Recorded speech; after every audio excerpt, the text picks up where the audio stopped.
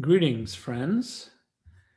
It is good to see so many of you here, and judging by the names, I'm also delighted to see several of you who have been to some of the other lectures that we've had thus far this year. Welcome to tonight's lecture and conversation with Dr. David Clough.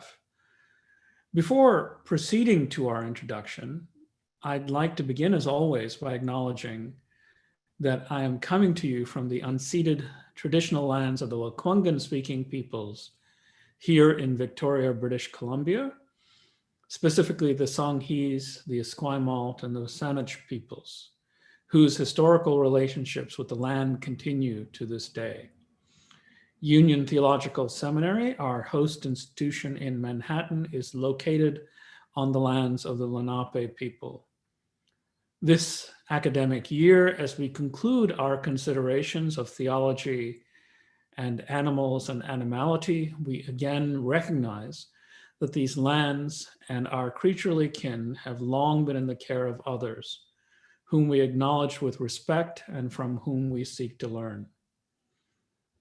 Before I proceed further, let me just give you a rough sense of our format for the evening. This evening, our lecturer, David, will give us a full lecture of about 45 minutes. Then he and I will engage in some brief conversation for about 15 minutes before we allot a further 15 minutes for questions from you, the audience. So that will be our format for the evening. My name is John Thataminal. I direct the Insight Project here at Union Theological Seminary. The Insight Project is sustained by the generosity of Union alumnus Mary Coelho. The project seeks to think theology in robust interdisciplinary conversation with a variety of fields, but with special attention to the sciences broadly construed, in order to deepen theological reflection by bringing the field into conversation with themes that are often rendered marginal to theology.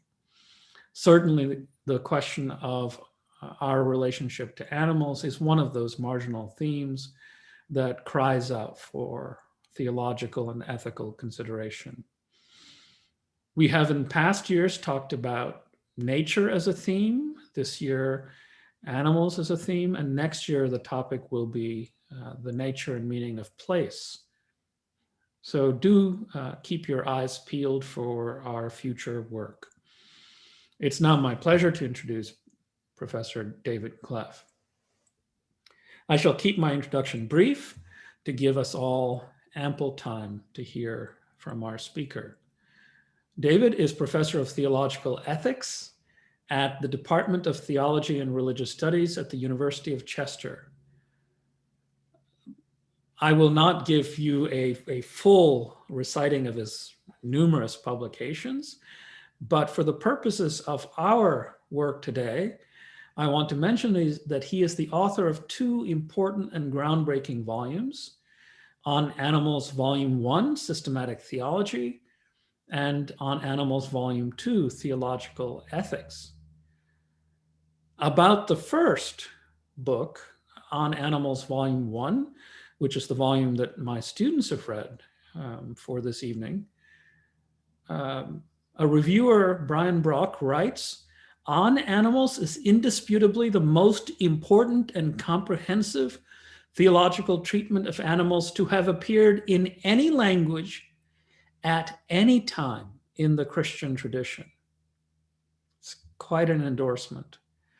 And about the second volume, On Animals, Theological Ethics, a reviewer, the prominent ethicist David Gushee, writes, "This is the most significant Christian theological and ethical treatment of animals in the history of Christian ethics that will have a revolutionary impact on lived Christian behavior."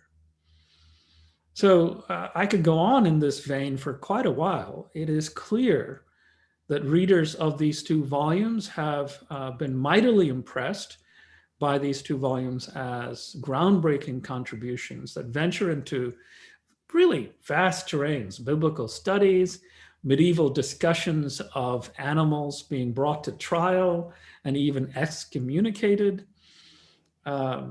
questions venturing into primatology, all the way to nuts and bolts questions about what we should be doing with respect to diet, eating, and the use of animals for play and entertainment. The terrain covered is wide indeed. David, we are so delighted that you are with us at what is for you a late hour indeed in the UK. On behalf of my students and the larger Union Theological Seminary community, we are so grateful for your presence and eager to hear your lecture. The floor is yours. Thanks so much, John, for that kind and over-generous introduction. Thanks very much for the invitation to address you all this evening, and thanks to those of you who have joined the call for this evening. It's really good to have this chance to talk to you. Since completing the 568 pages of these two books, I've been keen to get out and speak as widely as possible to present the core conclusion of the work as a whole, which I'm calling the challenge of Christian animal ethics.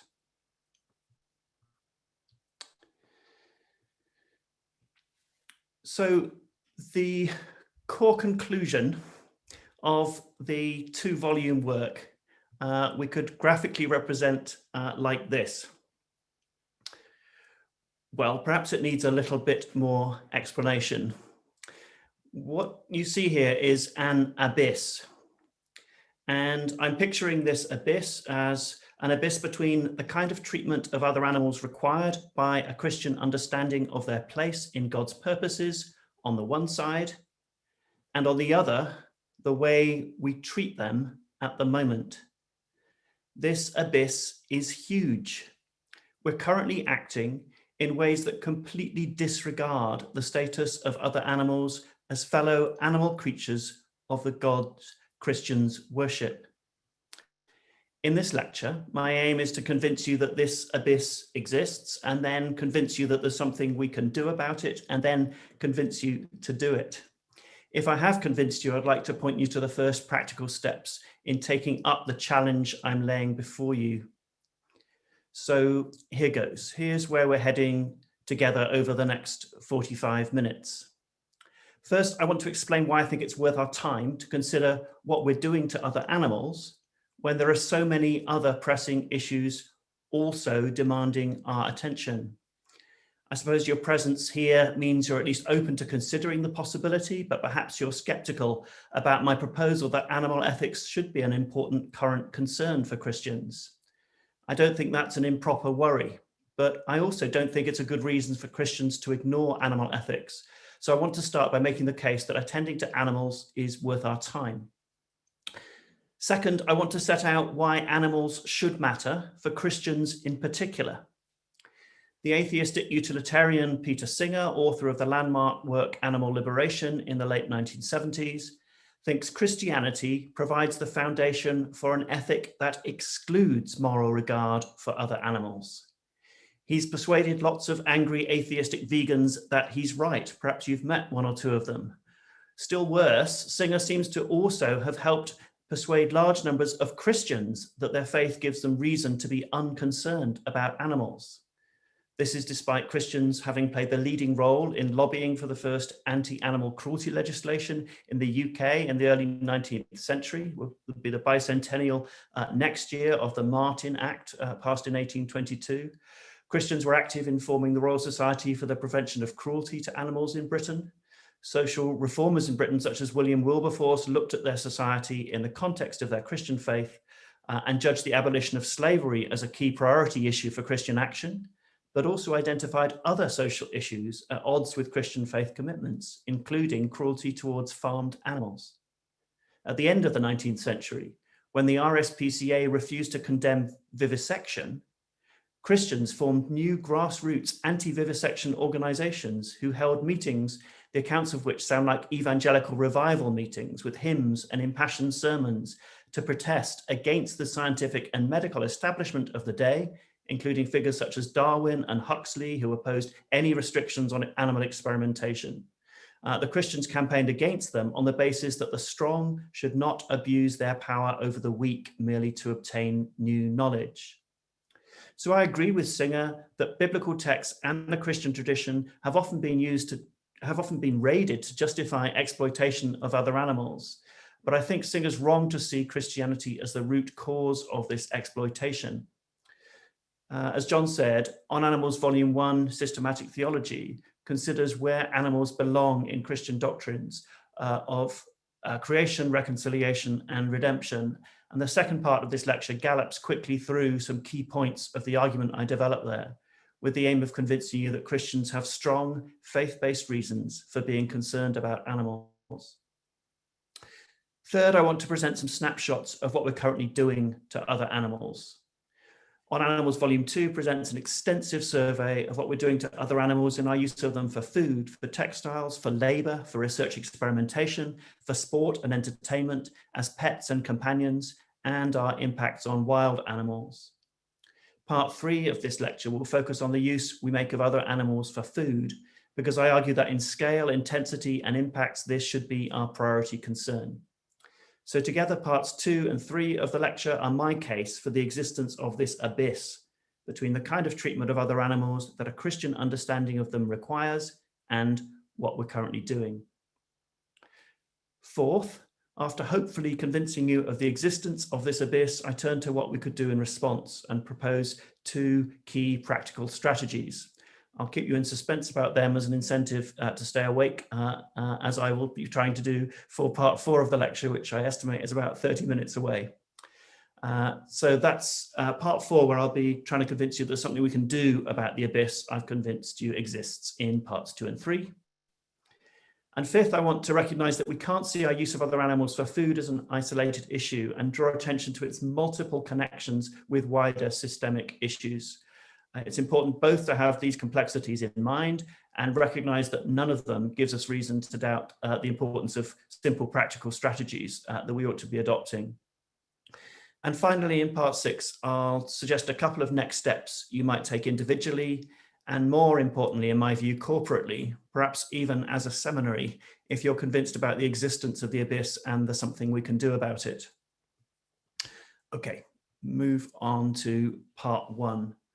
Why animals?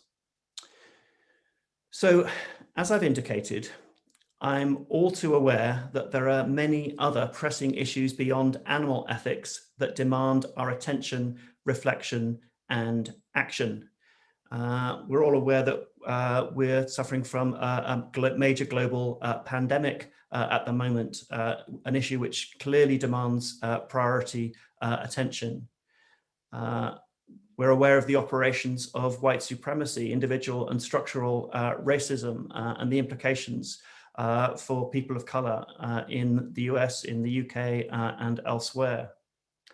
A wealthy world still struggles to feed the poor, with famine threatening in sub-Saharan African countries, a situation that has to be seen in connection with the obscene inequalities in wealth, where a tiny number of the world's richest individuals globally own as much as 50% of the rest of the global population. And our triggering of catastrophic climate change, the first fruits of which are already imperiling the lives of vulnerable human and other than human creatures, and the lack of political leadership, nationally and internationally capable of the policy responses required, threaten to make discussion of any other issue utterly irrelevant. And no doubt other pressing issues come to your mind. So how can I justify making time for Christian animal ethics in days like these?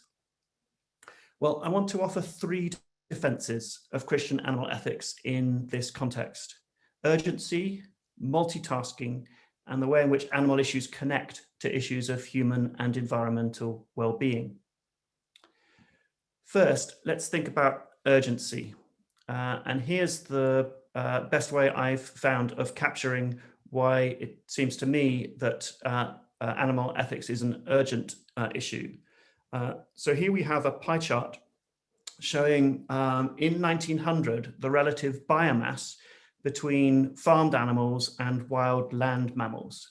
So what you can see in that chart is that in around 1900, the combined biomass of farmed animals, so if you got together all of the farmed animals, put them on a scale, that combined biomass was 3.5 times bigger than the combined biomass of all wild land mammals globally. That's 1900. In the next 100 years, this happened. By the time we get to 2000, we've nearly quadrupled the biomass of farmed animals. And that's been a major factor in the halving of wild land mammal biomass. So by the time we get to 2000, the combined biomass of farmed animals exceeds that of wild land mammals by 24 times. 24 times. So you can see we're on a trajectory to make wild animals an anachronism if we carry on with what we're doing in relation to animal agriculture. And that seems to me to be a very important reason for considering it an urgent case to address our consumption of animals. In the same 100 years, we reduced numbers of fish in the oceans by 90%. And so if we combine this with the realization of the cruelly impoverished lives we inflict on farmed animals, the vast majority of which are raised in novel industrial environments, we can see that what we're doing to domesticated and wild animals demands our urgent attention. Second, I suggest we should make time for animal ethics because we can multitask. We don't have to choose between being alert to climate catastrophe and gender equality. We can be alert to both. In recommending that we pay attention to animal ethics, I'm not suggesting we abandon concern for everything else. The policy proposals I'll come to in part 5 will not demand the entirety of our attention. We can pay attention to more than one thing at once, so can include animal ethics as among our ethical concerns. And third, it turns out that we don't need to choose between concern for other animals, concern for human neighbors, and concern for the environment because they connect with one another. And I'll discuss this a bit more in part 5. But this photo gives you one sort of snapshot of this. And the pandemic has been a particular mirror in relation to how these things connect. So perhaps you're aware that during the pandemic, the owners of meatpacking plants were concerned about how they would continue to be able to staff meatpacking plants during a pandemic. They went to President Trump not only for permission to keep the plants running, but to agree that they wouldn't be liable for workers who contracted COVID on the job. And that also resulted in a presidential order requiring workers to return to meatpacking plants. Workers in US meatpacking plants are disproportionately Black, Latinx, immigrant, and undocumented. And so this had a disproportionate impact on people of color in the United States. And being forced to return to work during the pandemic was lethal for many workers who contracted COVID on the job. And that happened in the UK, not far from where I am, as well as in the US. And so that just gives you one very clear picture of how what we're doing in relation to animal agriculture is problematic for humans and for animals, and that these issues are connected. To do well by humans, wild animals, and the environment, we have no choice but to attend to what we're doing in raising unprecedented numbers of farmed animals. So I'm suggesting that animal ethics is worth our time because the scale, intensity, and impacts of our current practice make it urgent. Second, because we can multitask and so don't need to choose between this and other issues. And third, because it turns out that what we're doing in using other animals for food has deep connections to wrongdoing towards other humans and the environment. So moving on to part 2. Why should other animals matter to Christians in particular? So as I said, my task here is to digest On Animals Volume 1 into 5 to 10 minutes. So do have a look at the book if you haven't, if you're interested and want to find out more. As a taster, I'll follow the structure of Volume 1 with the aim of outlining the case that Christians have faith-based reasons for being concerned about animals. So I want to start by thinking about Christian doctrine of creation. And I really enjoy the painter of this image, the yellow cow, is Franz Marc, a German expressionist painter. And I think he gives an astonishing sense of the goodness of created order and the delight that God has in animal creatures, as you can see with this very happy yellow cow. So chapter 1 of On Animals asks what creation is for, and notes a number of theologians who can be found saying that creation is all about us, that God made everything for the sake of human beings. I'd start looking at the first century Jewish philosopher Philo of Alexandria and trace argument and assertion made for this position in Origen, Justin Martyr, Irenaeus, and later John Calvin, Francis Bacon, Karl Barth, and many others, with a particular highlight being Henry Moore's 1653 statement that God only gave life to cattle and sheep to keep their meat fresh until we need to eat them. I argue that to construe God's purposes anthropocentrically in this way is a grave theological mistake. I conclude that the theological argumentation in favor of conceiving of ourselves as God's goal in creation is thin and unpersuasive, and that there are good and much stronger theological reasons to reject such a remarkable assertion of our own self-importance. Building on this foundation, I move to an observation that Colin Gunton made about Basil of Caesarea, that Basil came to the conclusion, quote, against the assumptions of almost the whole of the ancient world, that there are no degrees of being. That is to say that everything created has the same ontological status. A fundamental feature of the Christian doctrine of creation is therefore that we should recognize two kinds of things, God and creatures, and recognize ourselves as among the second kind, creature kind, in solidarity with all God's other creatures. What this means is rejecting the many theological accounts that position humans as uncomfortably somehow midway between angels and other animals, or some necessary nexus between God and the rest of the world.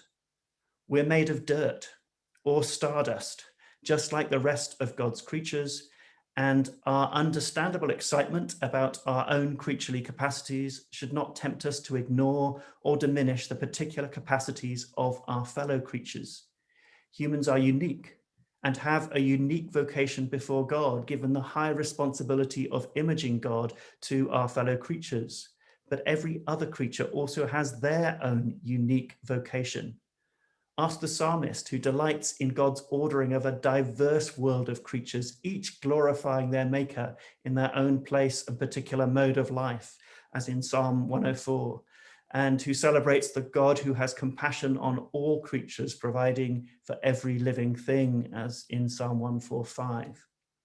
This attitude towards fellow creatures is commended in Pope Francis's 2015 encyclical Laudato Si, which states every creature is thus the object of the Father's tenderness, who gives it its place in the world. Even the fleeting life of the least of beings is the object of his love, and in its few seconds of existence, God enfolds it with his affection. So in volume 1, I say creation is best understood as God's gracious bestowal of being on all creatures, both for their own sake and so that they may glorify God in their participation in the triune life of God. All creatures are declared good by their creator in their own right.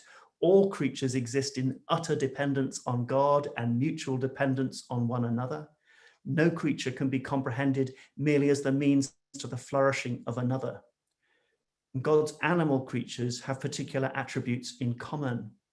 They are fleshy creatures with the breath of life, especially dependent on other organisms for their survival, often the common subjects of God's blessing and judgment, capable of response to God in a distinctive mode. We can then turn to ask what's particular about the human mode of being an animal creature of God. But as previous lecturers in this series, such as Eric Darrell Mayer and Donovan Schaefer, have no doubt noted, a good understanding of being human is not opposed to recognition of what we have in common with other animals. Now, perhaps you'll grant me that a Christian doctrine of creation provides grounds for valuing the lives of other animals, but think that by the time we get to Christology, incarnation, and atonement, we're liable to lapse back into anthropocentrism. In part 2 of On Animals, Volume 1, I argue that to interpret the doctrine of reconciliation anthropocentrically is also mistaken. We've sometimes been given to believe that God became human for the sake of saving humans from human sin, but there are important reference points for a wider perspective on the work of Christ. The prologue to John's Gospel summarizes the doctrine of the incarnation as that the Word became not human, but flesh, that messy bodily stuff common to us and fellow animal creatures in both the Hebrew basar and the Greek sarx. The famous verse John 3:16, beloved of so many Christian sign makers, declares that God gave his only Son because God so loved not humans, but the world, the cosmos. The opening of the letter to the Ephesians declares that in Christ God gathered up all things in heaven and earth. And the opening of Colossians pictures the Lord Jesus Christ as the firstborn of all creation, in whom all things were made, reconciling all things in heaven and earth to God by making peace on the cross. I could say much more here, but in the context of these majestic visions of the cosmic scope of God's reconciling work in Christ, to think of incarnation and atonement as a monospecies event or transaction seems a strangely blinkered underestimate of what God has done in Christ. And I can't pass over the paintings that I've put before you, which are part of a series by Stanley Spencer called Christ in the Wilderness. And Spencer pictures Christ in the wilderness in the company of animals. It's, in one sense, I think, a commentary on that half verse in Mark's Gospel, where Mark says Jesus went into the wilderness and was with the wild animals. And sometimes we think of Jesus as kind of a heroic, strong figure to be in this awful place, the wilderness, with these awful, threatening creatures. But other interpretations suggest that this is an anticipation of the messianic peace between humans and other animals that Isaiah prophesied would take place when the Messiah came. And Spencer has picked out, as you can see, particular animals that feature in Jesus's teaching as ones that Jesus had to do with in the wilderness.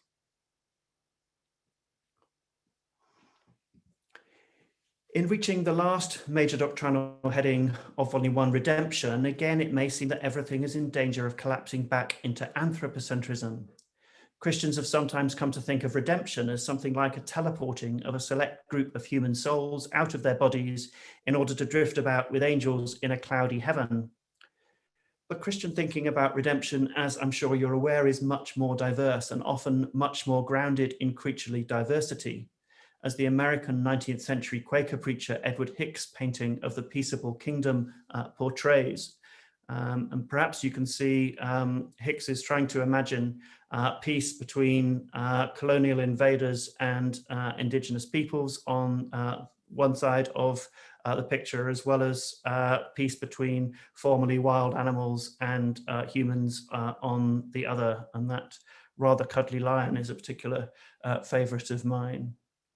So Hicks is drawing on the visions in Isaiah 11:6-9 that I've already referenced.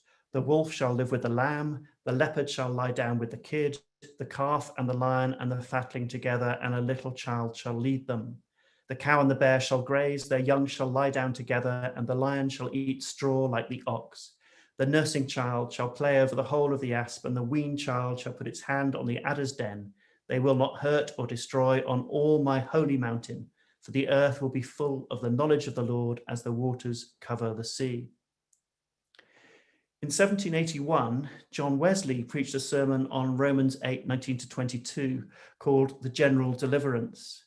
Wesley makes the case for God's care for animals by drawing on the Psalms and declares that God is merciful to animals in redeeming them from their suffering. Quote, "Nothing can be more express. Away with vulgar prejudices and let the plain word of God take place. Animals shall be delivered from the bondage of corruption into glorious liberty, even a measure, according as they are capable of the liberty of the children of God." 3 years later, John Wesley published John Hildrop's Free Thoughts upon the Brute Creation, which argued that all creatures that God had a reason to create, God also has a reason to preserve, since any reason for their annihilation or extinction would be a reason that they should not have been created in the first place. And these inclusive creaturely visions of redemption are in continuity with Irenaeus' doctrine of anakephaliosis, or recapitulation, in which Christ redeems the whole creation, and Origen's doctrine of apokatastasis, in which all things are restored to their paradisical state. This wide creaturely vision of redemption is also reflected in the book of Revelation, which pictures every creature in heaven and on earth and under the earth and in the sea and all that is in them singing praises to the Lamb in chapter 5. Again, I could say much more here and do in part 3 of volume 1, but making the Christian doctrine of redemption a monospecies event with the myriad number of every other kind of creature merely discarded seems deeply unattractive in the context of these encompassing, generous, redemptive visions. Beyond scripture, it's really striking to me that we also find attention to the connection between Christianity and other animals in stories of the saints that Christians treasured and passed on.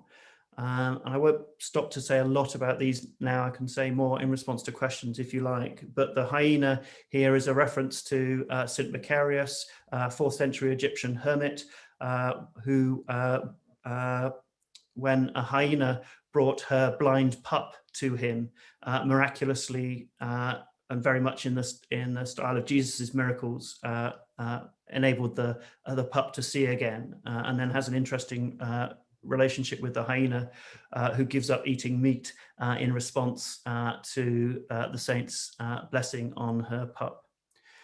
When I was in Durham, I was delighted to make the acquaintance of St. Godric, who was a proto-hunt saboteur and hid a stag being pursued by the Prince Bishop's hunt in his hermitage and misdirected the hunt when they arrived at his door. And now here I am in the city of Chester in northwest England, whose patron saint is St. Werburgh, who resurrected a goose that her steward had unfairly captured and eaten, and so holds the goose in her hands and brings the goose back to life.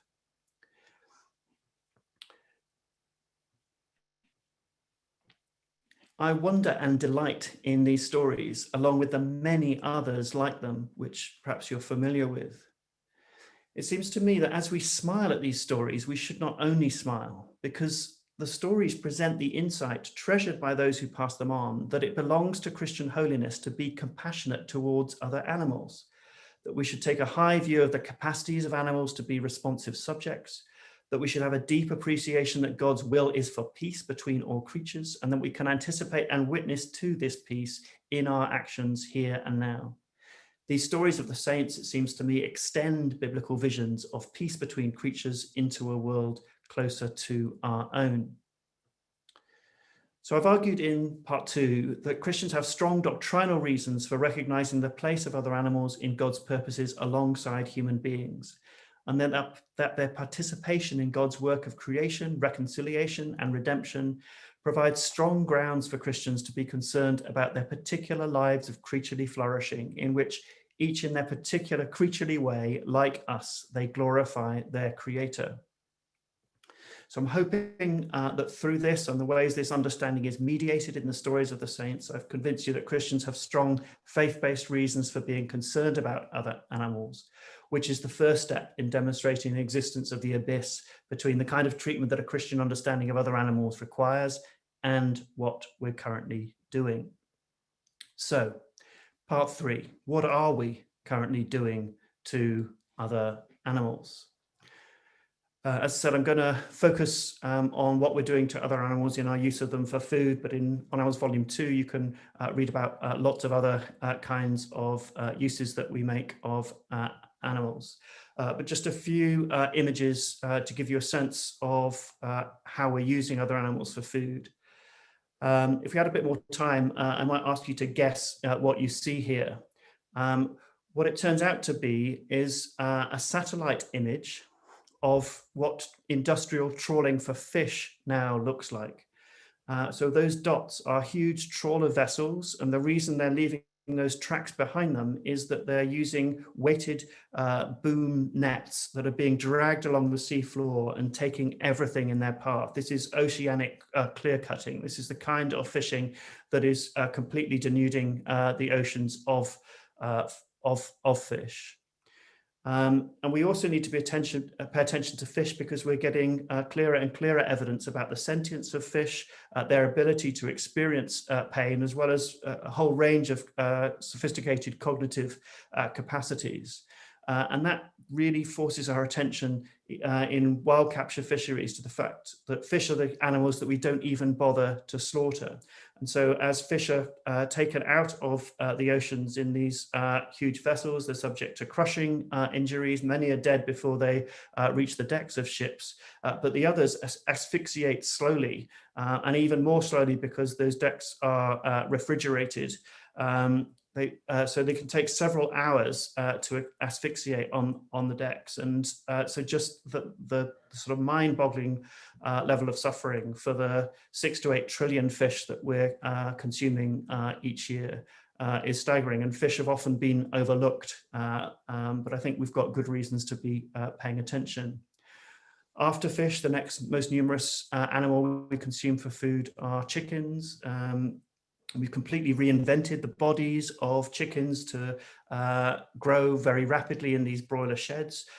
So chickens are putting on weight so rapidly that they reach slaughter weight in 35 to 40 days now in modern broiler systems, never seeing the outside world, never seeing daylight, without energy to do anything more than eat and rest, and suffering significantly because their immature legs have difficulty in supporting prematurely weighty bodies.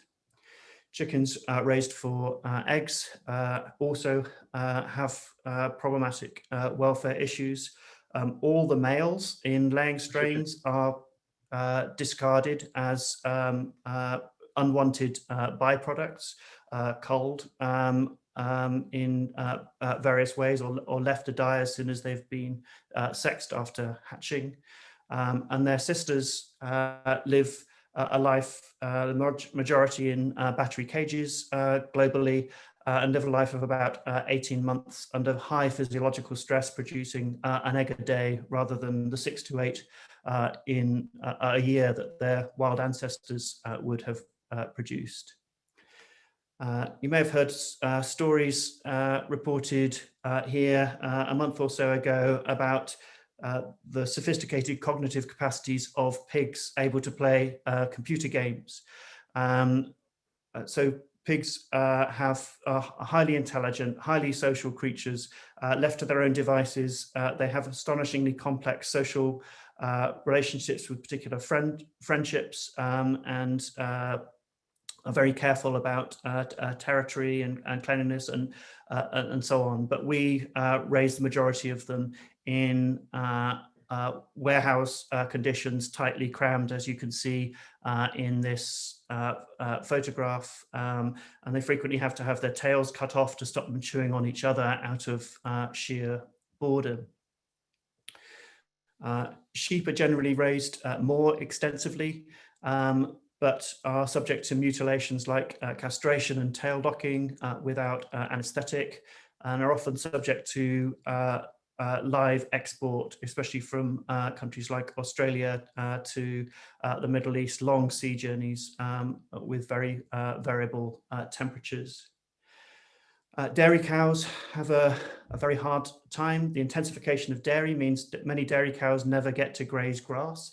They're artificially inseminated, made repeatedly pregnant, and their calves are taken away at or very soon after birth, and then they're made pregnant again, and then slaughtered for beef after 3 or 4 lactations when their productivity declines. Beef cattle often have a bit more liberty, but you're probably familiar with this kind of scene with up to 40,000 cattle brought to these sort of bare feedlots for what's known as finishing, to be fattened up, often injected with hormones in order to provide the kind of flesh that is in demand for their consumption. So that's just a very brief overview of what's going on in relation to our treatment of animals. And if we begin to link that to the vast scale of the practice of industrial animal agriculture and its growth, and not only did it grow a lot between those charts in 1900 and 2000, but UN estimates are that we'll grow industrial animal agriculture by another 50% by the middle of this century on current trajectories. So the task I set myself in this part of the lecture was to convince you that there is an abyss between the kind of treatment a Christian understanding of animals requires and what we're currently doing to animals. So I'll be interested and await your response, but it seems to me beyond question that subjecting fellow animal creatures to these lives and these deaths merely to satisfy our preference for cheap access to products derived from them is blatantly unnecessary cruelty at deep odds with Christian faith commitments. And that's the abyss I'm seeking to convince you of. So I've talked about why we should be paying attention to animals, why Christians have particular faith-based reasons for being concerned about animals, and I've given you a quick overview of how we're currently using other animals for food. So what's the answer? What should we do differently? And as I've said, I want to offer you just 2 simple, practical responses to the challenge that I've presented us with. First of all, it seems really clear that we need to reduce consumption of animal products. Reducing consumption is crucial as a direct response to the impoverished lives and deaths we inflict on other animals. First, because it reduces the number of animals drawn into these systems. And second, because no substantial increases in animal welfare are possible at anything like current production levels. A recent paper provides evidence that moving to humane welfare standards for cattle would mean reducing US beef production by 75%. We can only give animals used for food lives worth living in the context of raising many fewer of them. So reducing consumption is vital to improve animal welfare standards. But it's helpful to appreciate that reducing our consumption of animals is widely beneficial far beyond the well-being of animals themselves. There are a range of other reasons for reducing consumption of animals, each of which would be sufficient independently. As noted earlier, what we're doing in raising and killing vast numbers of animals for food in this way also connects with problems for wild animals, humans, and environmental well-being. The livestock industry threatens human food and water security, and those already suffering from deprivation are at greatest risk. Christians are explicitly directed to care for those with the greatest needs and the least resources.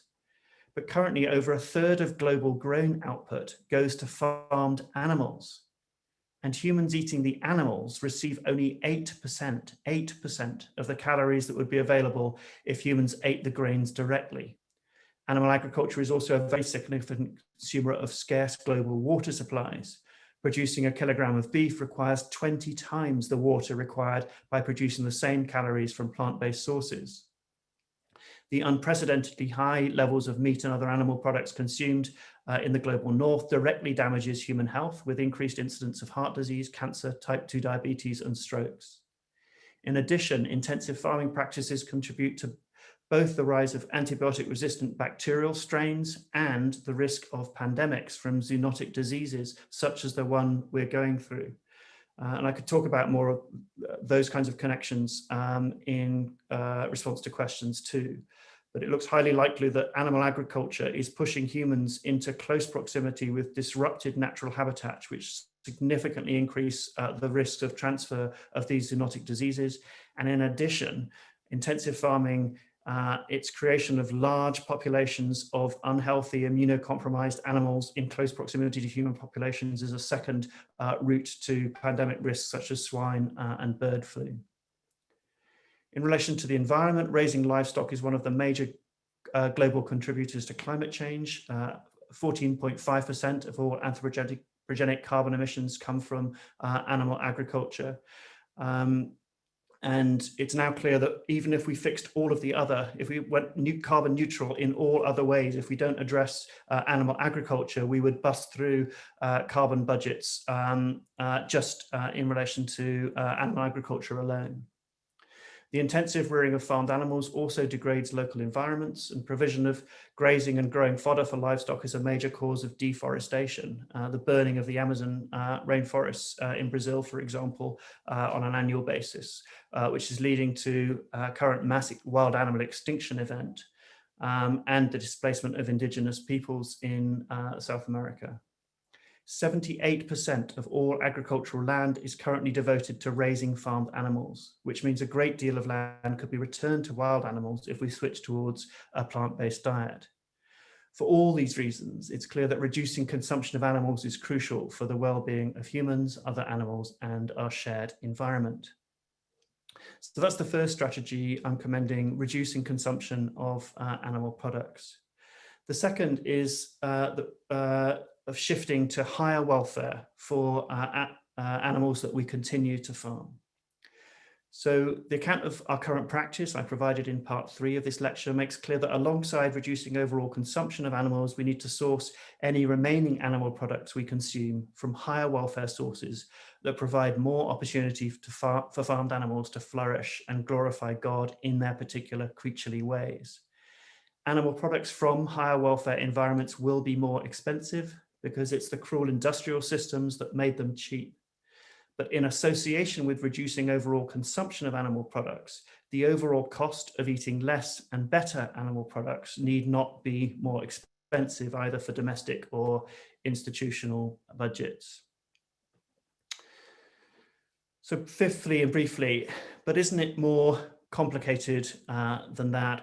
And here I want to acknowledge that, of course, our consumption patterns of animals are connected to much wider problems with our food systems and the operation of the economy and our interactions with the environment more generally. And here's one example of that kind of connectedness and complexity. This is a large intensive hog farm in North Carolina, flooded by Hurricane Florence in September 2018. And you may remember what we were looking at that point was millions of animals who were literally drowned in their enclosures, both pigs and chickens, in the path of that hurricane. And hurricanes like Florence have become more common because of the disruption of weather systems caused by the global climate crisis, of which animal agriculture is a significant cause. So the ways in which these issues compound and complexify are striking. And this is also an image of environmental racism, because in North Carolina, living near these huge hog farms, which by the way, are often owned by Chinese companies that don't pay local taxes, and that means local schools don't have enough money to provide a decent education. The people who end up living near these horrifically smelly and polluted places are disproportionately Black and Latinx and migrant and Native American in North Carolina. And there are real problems with the enforcement of planning restrictions and weakening planning restrictions to protect the neighbors of these kinds of facilities. So again, we see this interconnection between the problematic features of animal agriculture, human social justice questions, and environmental questions. So there are all kinds of complexities as we engage these questions, and perhaps we can discuss some of them in a little while. But none of those complexities, it seems to me, take from the case that we've got very good reasons to think about reducing consumption and moving to higher welfare sourcing.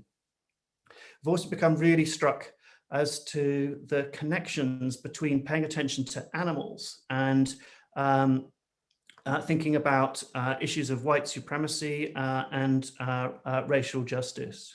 Authors in the Black vegan movement are pointing out more and more clearly and persuasively that the human-animal boundary has very important connections to a white supremacy agenda, where a supposed appeal to human universality turns out to be a proxy for whiteness, and animality is a proxy for non-whiteness.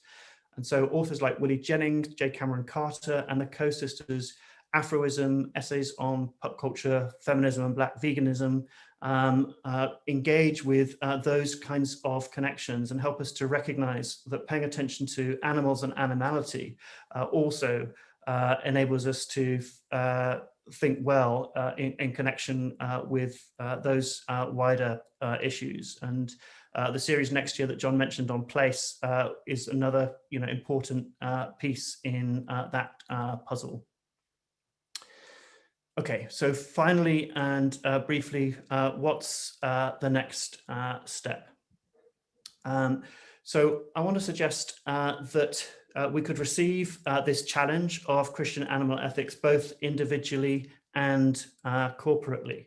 And I'm almost, be really glad if you go away and think that what you've heard today has implications for your own eating practice. But I think as Christians, it's really important that we think about these questions corporately too, in relation to the eating practice in our churches and in Christian institutions like Union Seminary. So I think we've got very strong reasons for thinking together about what this means for the practice of Christian faith. And Creature Kind is a nonprofit I set up with Sarah Withrow King about 5 years ago, and has lots of resources for helping institutions and individuals and churches think about how they could put into practice this understanding of animals and Christianity. Default Veg is another project I set up a little while ago, which is the sort of simple policy ask that when you're doing events catering, you could make plant-based foods the default, and if people want to eat animal products, they could request those when they register. So it's just a simple switch, which could be cost-free or even cost-saving in relation to institutional catering, and could be adapted for catering facilities, buffet, kinds of things. So that it's just a simple idea to plant-based is the default, but we can avoid all kinds of conflicts with enthusiastic meat eaters by allowing people to choose, having shifted that default. So do have a look at defaultveg.org if you're interested in thinking more about that. So what I've suggested is that there is this abyss, that we've got reasons for paying attention to animals alongside other issues that we care about, that Christian understandings of creation, reconciliation, redemption give Christians faith-based reasons for caring about animals, that we should be very concerned about how we are currently raising fellow animal creatures for food in industrial animal agriculture, that there are simple responses of reducing consumption and sourcing animals from higher welfare environments that we're continuing to farm are important and simple responses, that the complexities in relation to our food systems don't need attention, but don't take away from those simple practical asks. And finally, there are ways in which we can respond to this challenge, both individually and corporately. At the beginning of the lecture, I noted that 200 years ago, Christians were at the vanguard of a new social movement that challenged cruelty towards animals on faith-based grounds. What if Christians were to rediscover this legacy and take up the baton 200 years on? What if institutions like Union Seminary were to rise up and lead the way in challenging the willful disregard of our fellow animal creatures of God in industrial animal agriculture through the championing of a change of practice on the basis of Christian values? So what next? If you're convinced by what I've said, I'd be really interested in hearing from you where you see opportunities in the institutions to which you belong for a practical response to these issues. If you're not yet convinced, I'd be really glad to hear your questions and critiques. And I very much look forward to our conversation. Thanks. Well, thank you, David, for impassioned and compelling lecture. So I want to just take a few minutes to launch the conversation before we turn to questions in the Q&A box. For those who are preparing to ask questions, do post those questions there and not in the chat, because they can easily get lost in chat. And we already have a couple of fine questions from a person I suspect you know, David, from Catherine Tanner. So we'll get to those in a moment. But first, I do want to just ask a personal question. I noted that you did your work at Yale, your doctoral work, and you wrote a dissertation on Karl Barth. And, you know, if one just looked at that biographical fact of your training, one wouldn't imagine that an animal ethicist or theologian would arise from that particular educational trajectory. How did you come to be so claimed by care for animals? Yeah, that's a good question. And whenever I'm asked it, I'm never sure that I can give a confident answer. I think this was a growing sensibility during my teenage years. I remember sort of particular moments, like when I was probably 15 or 16, a classmate did a presentation on sort of animal experimentation, which kind of really gripped me in terms of a sort of sensibility towards the animal suffering was involved.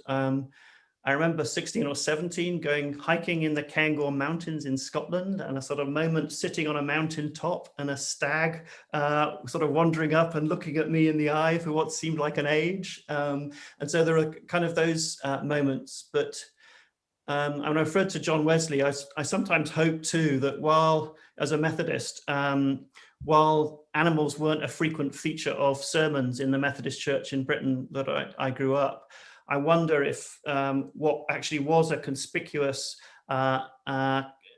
issue for early Methodists. So early Methodists in Britain were renowned, famous for their sort of irrational concern for animals. I wonder if there's something in the DNA of Methodism which gave me a sort of openness to a concern for animals too. And then in relation to Barth, Barth is quite surprising on animals himself. And so especially when he comes to thinking about whether it's ethical to kill animals for food. And he is astonishingly restrictive in relation to whether or not you could do that in obedience to the divine command. And he says, if you didn't do it except under the pressure of necessity and with explicit divine permission, it would be murder. So there's really astonishingly striking terms. He was a meat eater himself. He thought it was necessary. But once you take away that necessity, which I think we recognize for most people on the planet, and most of us in the global north, certainly, once we take away that necessity, the sort of unnecessary visiting of cruelty and death on animals, I think there's a strong Barthian argument for veganism. Well, that is surprising. David, one of the the astonishing features of your work is that you make a very rigorous argument, even before you get to the ethical turn, that it's just bad theology, just straight up bad theology, to try to do systematic theology without thinking about animals. That's striking to me, right? I mean, as somebody who has given himself to the theological life, it brings me up short to be told by someone of your stature that if I'm not thinking about this, I'm not actually doing good Christian thinking, which means I'm not ready to do good Christian living. I wonder if you could just articulate that. That was not sort of a forceful claim in this particular lecture, but it is in the book. And I wonder if you could speak a bit about that. Yeah, I am really captivated by this as a theological question, as well as an ethical one. And both of those things, for me, go in parallel and obviously deeply connected.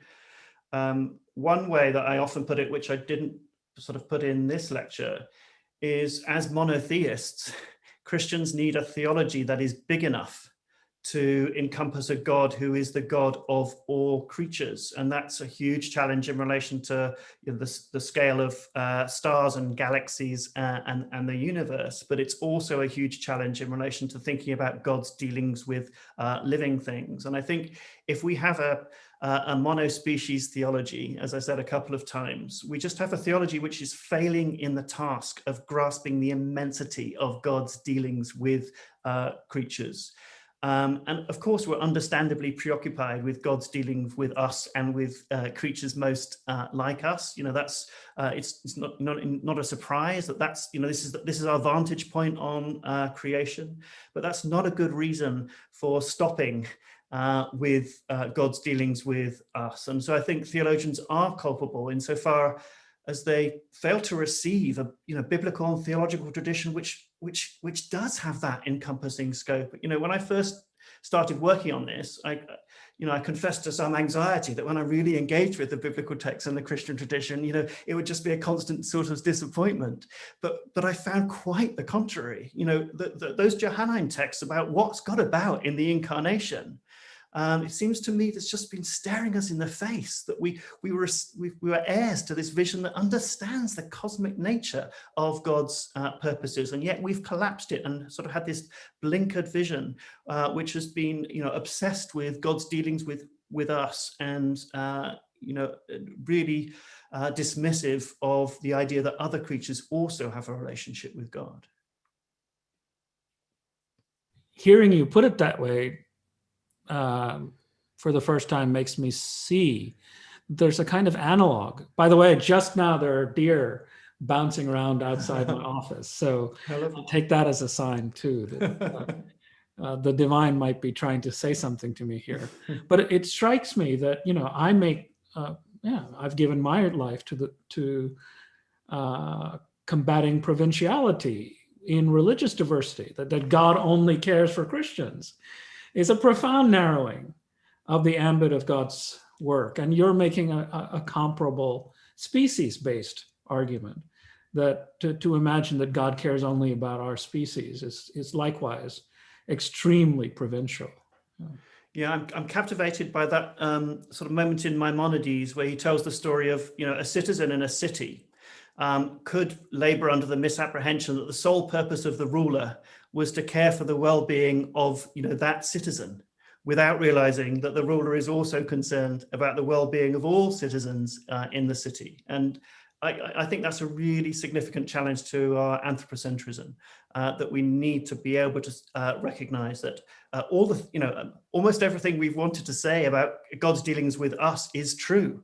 But there is a truth that's bigger and more comprehensive and more generous and more encompassing, and has really significant implications for our practice in relation to fellow animal creatures. Now, my final question connects up to one of the questions that Professor Tanner asks, and that has to do with animal predation. I take you to be working at a really complicated intersection here on the one hand, you pay considerable attention to the sciences and ground your work in, among other things, I mentioned primatology. And you're also working with a kind of eschatological vision grounded in Isaiah and Revelation, which imagines that the peaceable kingdom extends to the end of predation between animals. And that begins to sound like sci-fi to me, or maybe even fantasy literature. It's not, one might argue that's not scientifically credible to imagine that animals will cease being animals, or at least the kind of animals that they actually are, in order to accord to this particular eschatological vision. I wonder how you would respond to that, and in that way also to Dr. Tanner's question.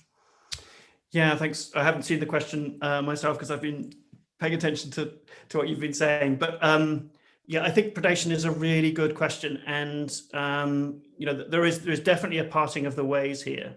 So if we want to think about the relationship between Christian theology and biological sciences in a way that says we can't possibly make theological claims which are at odds with what we think is reasonably credible as a kind of causal chain within the evolutionary process, then I think we need to discard major features of a biblical vision which discerns a radical disjuncture between the world as we experience it, both in an intrahuman sense and in a wider creaturely sense, and the world as God would want it.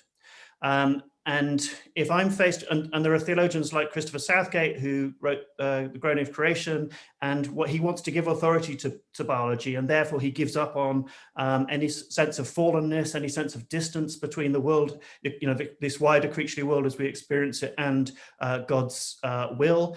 And also has a vision in which predation continues into the new creation, which is pretty unpleasant for the animals. That it's not quite as unpleasant as it currently is, because he kind of pictures animals getting consumed and then somehow resurrected repeatedly, which seems like some kind of divine redemptive abuse to me. But so that's one choice. But I feel gripped by a sort of a Christian vision which is prepared to dare to imagine what I absolutely agree with you seems profoundly implausible in relation to everything, all the data that we have about the world in which we find ourselves. And I think a Christian vision of what it would look like if God were reigning, if God's reigning was made present, and what that looks like at odds with our current existence, looks both dramatically implausible in relation to what we know about how humans act with one another, and in relation to the wider creaturely world.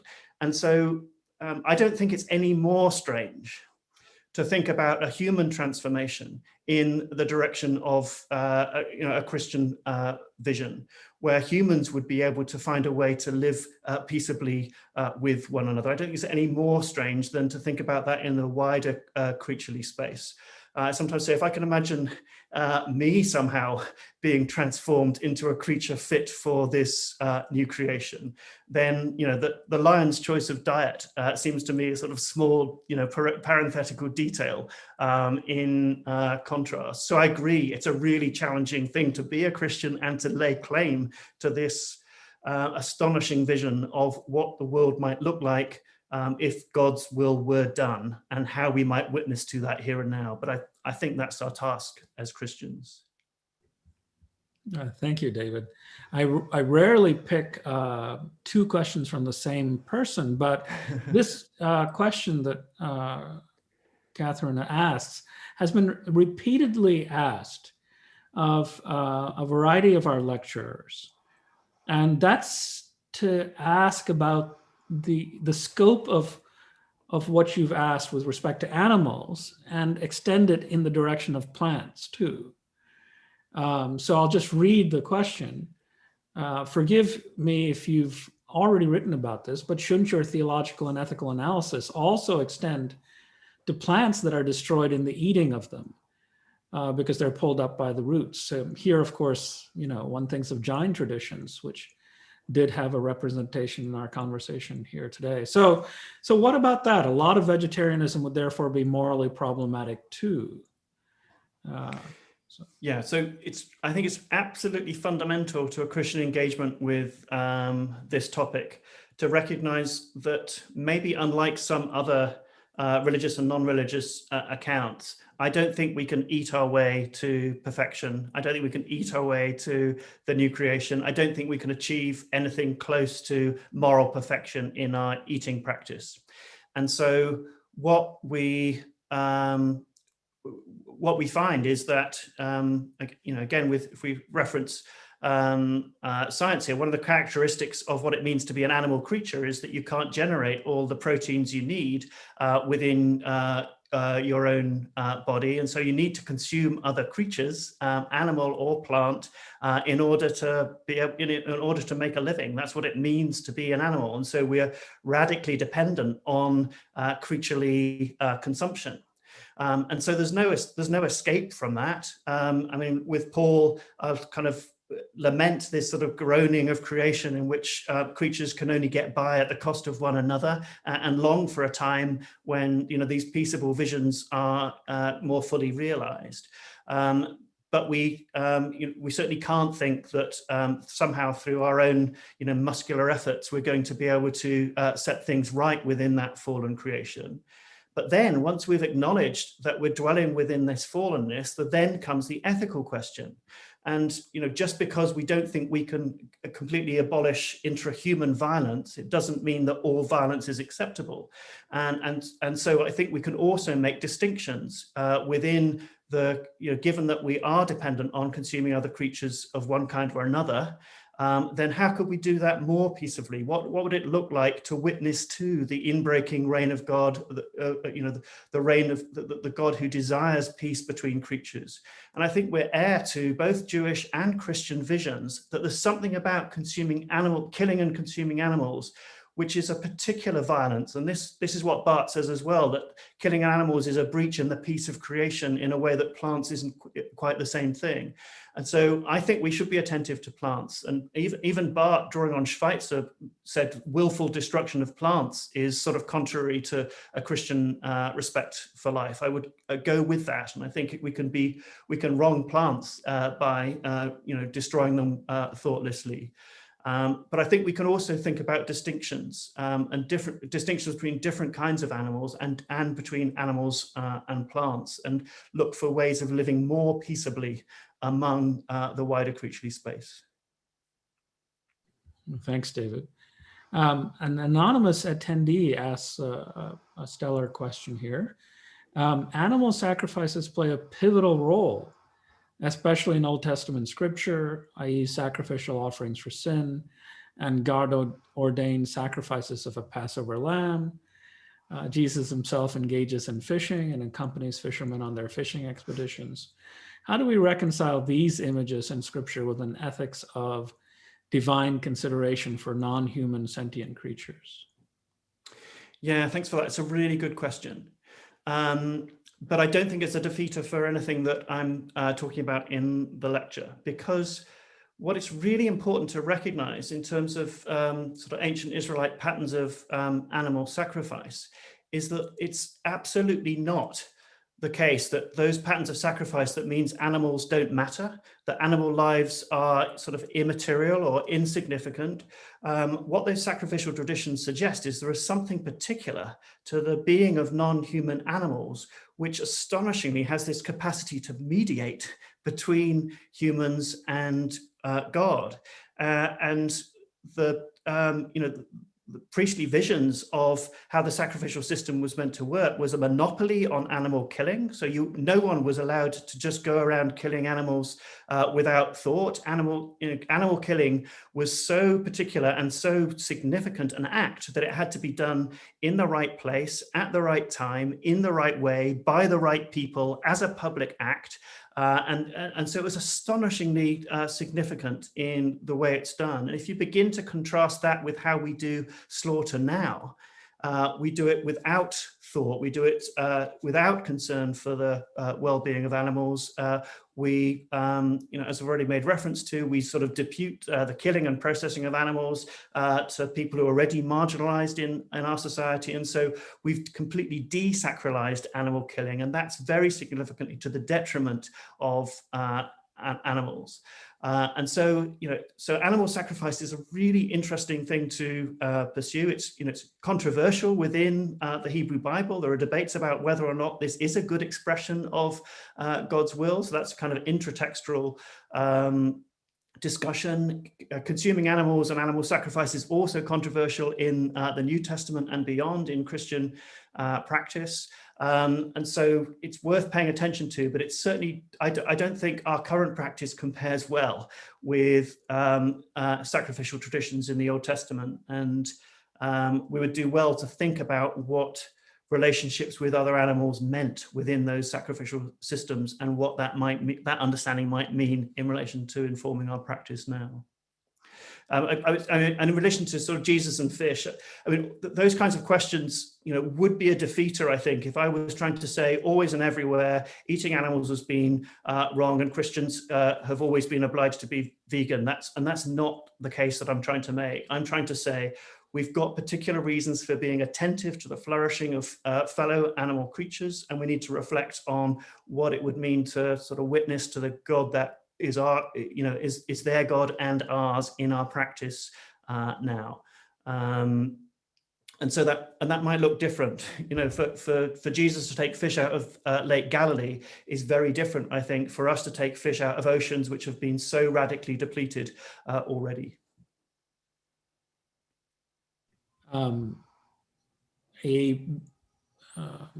Stephen Fox asks really nitty-gritty questions with your own institution in mind, and asks, what has University of Chester done to reduce meat consumption? And then adds, I'm in Birmingham. How can we find ethical farms both here and in the US? I appreciate some of the tangibility of these questions. Yeah, that's me too. Thanks, Stephen. So University of Chester, I have been engaging with in relation to institutional catering practice for some time. It's done some useful things in relation to increasing provision of plant-based food. I'd be very keen to continue to encourage the university to be making more progress.